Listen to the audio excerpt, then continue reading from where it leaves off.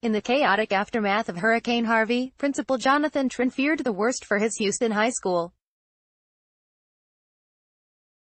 He took in 100 new pupils displaced by the storm. His students, overwhelmingly low-income families, were struggling with lost jobs and other distractions, and Trin worried this would be the year that test scores sank enough to make his Wisdom High School a target for state intervention.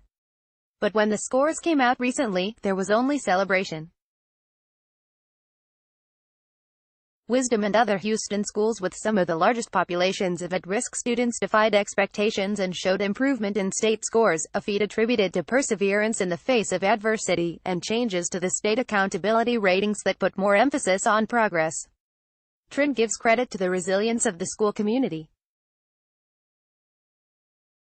He has lived in Houston since arriving as a Vietnamese refugee in 1978, and his immigrant background is a bond he shares with the large majority of the school's students. "Our teachers, our students, somehow they made it work," Trin said. "A lot of us endure so much." Lorena Alanis, an 18-year-old senior at Wisdom, maintained a 3.5 GPA despite having to work part-time to help her family rebuild their flooded home. "Some days I would wake up in the morning and tell myself, I want to drop out.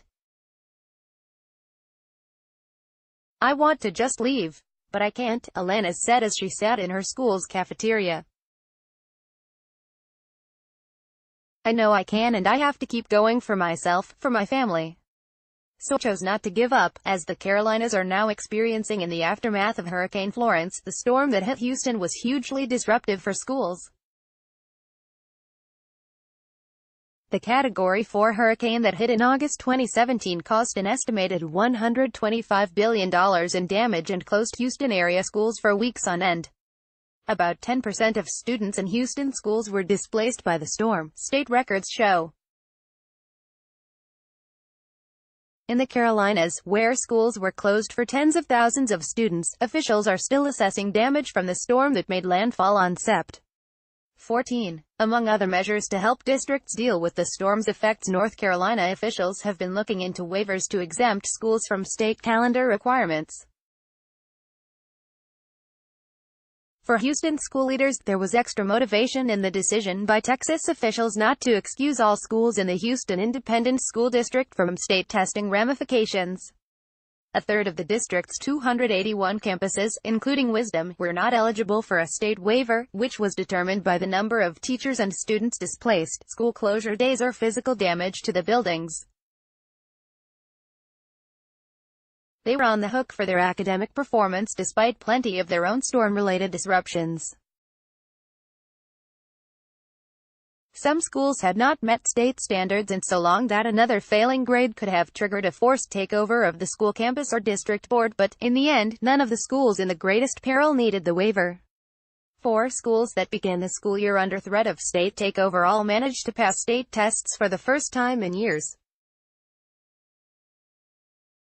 At Worthing High School, one of the 4 at-risk schools, Principal Kalila Campbell helped find new housing for multiple struggling families after they lost subsidized housing.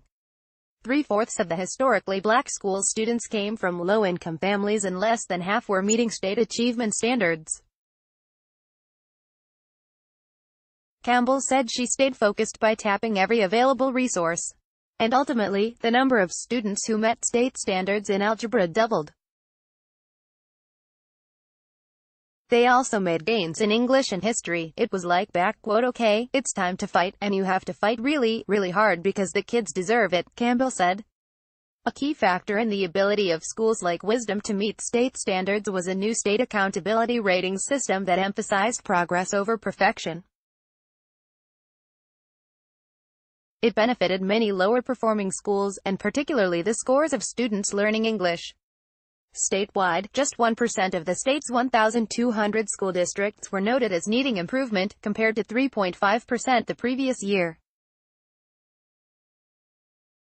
In Houston, one of the country's largest and most diverse school systems, the number of schools that landed on the state's list of schools needing improvement dropped from 27 to 22. Lauren Callahan, spokeswoman for the Texas Education Agency, said growth was previously a factor but weighted differently. The new accountability system allows either test scores or the amount of growth attained to define ultimately how the school is rated. The hard work that Texas educators are doing in the classrooms is reflected in the system, Callahan said. All states have in recent years revamped their school accountability systems and were required to submit their new plans to the U.S. Department of Education for approval under the Obama administration's Every Student Succeeds Act. From 2015, for Lana's school became a refuge after Harvey. Her family remains temporarily separated as her older siblings had to move out because there wasn't enough room in their half-repaired home. Her mother had to get 2 jobs to support the family, and mother and daughter now rarely see each other with busy school and work schedules. "I'm not happy that the storm happened, but it actually made me grow more as a person," said Alanis, who hopes to one day become a forensic anthropologist and an English teacher. "I'm happy I'm graduating," Associated Press writer Juan Lozano contributed to this report.